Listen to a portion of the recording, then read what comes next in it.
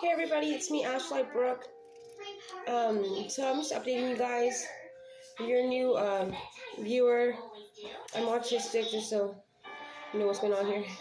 I'm autistic, and I have two autistic kids, and just navigating the system and trying to get services for my kids, finding out the medical conditions that are associated with my children's autism, and so I found out that my son has psoriasis. He's nonverbal, and so it was hard for us to get down to the bottom of it, and I want to make a really big awareness. Okay, so most people that have autistic kids, especially if they're nonverbal, they are taking them to the doctors, of course, regularly. The doctors are saying that everything's fine, or if there's a rash, or there's something, they don't really tell you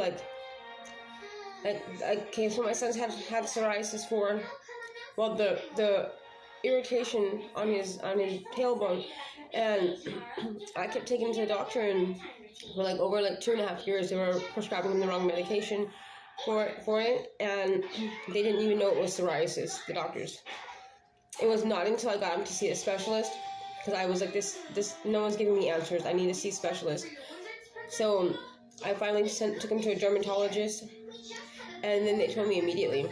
And I was like, why hasn't anybody told me that my son has psoriasis? My son's been in pain, and I haven't been able to help him properly. And the doctor said, well, we see skin all day. The primary care physician isn't specialized with skin.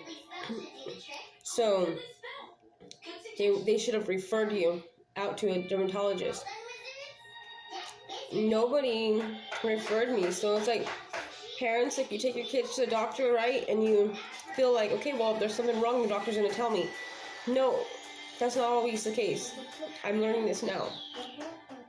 If you feel there's something wrong with any type of area of your kid's body, or if you notice any type of, like my son kept hitting his legs, and I didn't know what was going on. I thought he was just having that was just a behavior that he had with some sort of repetitive behavior with his autism. And I found out that the psoriasis causes joint issues, and more so with the legs.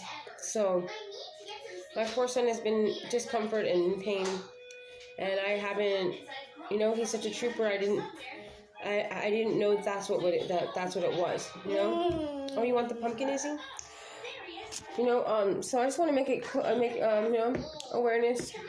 I'm not saying that doctors don't know what they're doing, but they're not specialized. They're not specialized with whatever the concern is. They're not gonna.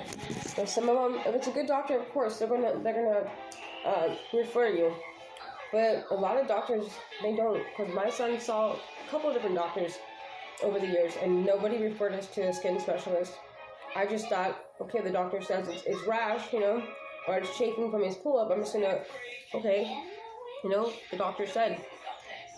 So you can always trust what the doctors say. They didn't even know my son has psoriasis for years. So I just want to make that, something I'm learning and sharing with you guys. And a lot of times, you get so busy, with trying to, just to make ends meet, I guess that's the term, right? Yeah, make ends meet, just to busy appointments, therapy sessions, and it's just sort of okay, you can go to the doctor, and the doctor said things are fine. There's so many things on the schedule, that don't, I know that I didn't dig deeper because I was so overwhelmed with all the other appointments, but it's important because it's just going to make it harder, and he might be struggling. I didn't know that. I feel so bad for my baby. I know he's going to be 11 years old soon, but he's still my baby. He always will be. But, yeah. So that's what's going on right now. My daughter still has all her therapy sessions. Oh, yeah, with Ozzy, I'm going to try. It's so hard. He has so many allergies and stuff. But I'm going to start trying to give it another shot and try to go another, really, really, really, efficiently try to get him on a better diet. Because if he's having joint issues, his weight might make it more painful and more difficult, and more uncomfortable when trying to do physical activities and stuff. So I'm gonna have to put my super mama hat on and and just, do this. So yeah, if you have a child, struggling with diet, I just want to suggest just keep trying. My son Ozzy, he's starting to eat some fruits. Like he'll bite on it and he'll like, he'll mess around with it. Like he'll eat them, like spit them out. I find little pieces of food all over the floor. But that's like the first step to it. When a child has issues with like eating, even if you can get them to play with it, even if they're just like biting it and spitting it out, and it's a mess and stuff, and that can be another teachable moment to try to help them get to cleaning. Just have to be like consistent. And what I found out more so than anything else, it's like you can take your child to a therapist and different types of therapists, and just for the record, not a lot of therapists know what the heck they're talking about. So there are some good ones, like speech therapy is good for them, infant education is good for them. I don't believe in ABA, I don't care what anybody says. I think it works sometimes like when the teachers are using ABA to get them to listen, because school structure is supposed to be like that. I just think it kind of confuses the child, especially when a person comes into their home and starts trying to demand them to do things. It's kind of strange. Or putting their hands on them, They say that they don't do that anymore, but they did it recently with my daughter, and that's why I stopped ABA. It's like, you're not supposed to do that. Why are you grabbing my child?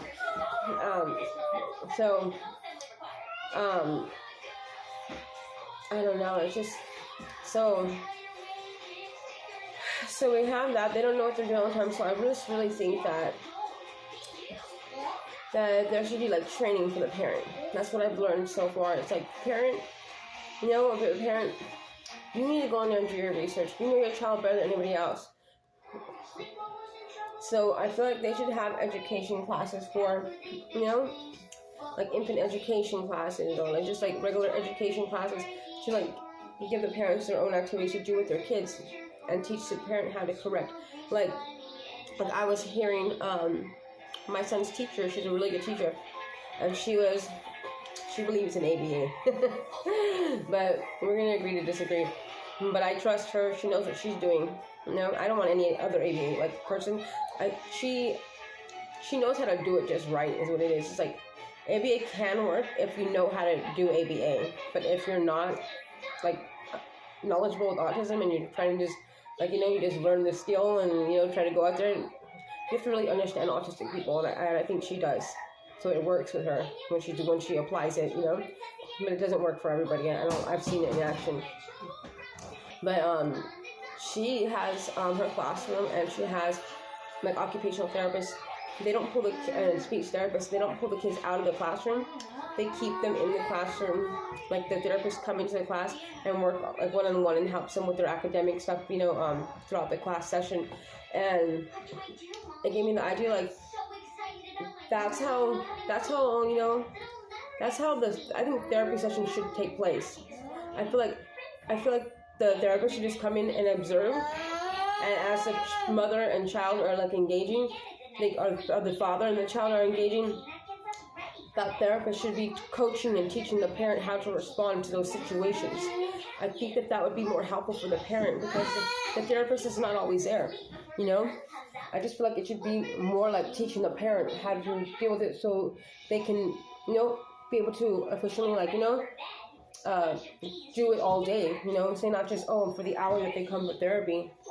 It's a little difficult, and I feel that the parent should just give it an hour, at least or however long the therapy session is, and actually listen to what the therapist is saying and give it a try that way, and then they can, in a couple of days or, a couple of sessions, sit down together, and see if it's working for the child or not, and share their, feelings and thoughts and concerns on it.